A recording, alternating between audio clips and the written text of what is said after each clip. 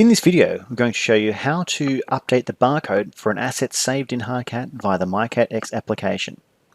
To do this, we first of all have to identify the asset either via clicking on Assets, then either scanning or typing a barcode, or using the filter functionality, or identifying the item in the list. Once you've identified the item, you can tap on the asset record to open up the asset record. Click on the edit icon, the pen icon, which is the pen icon in the top right hand corner.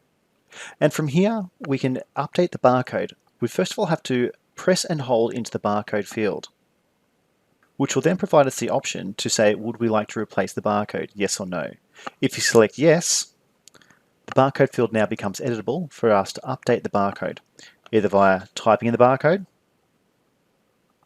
or by using the camera functionality to scan in a new barcode.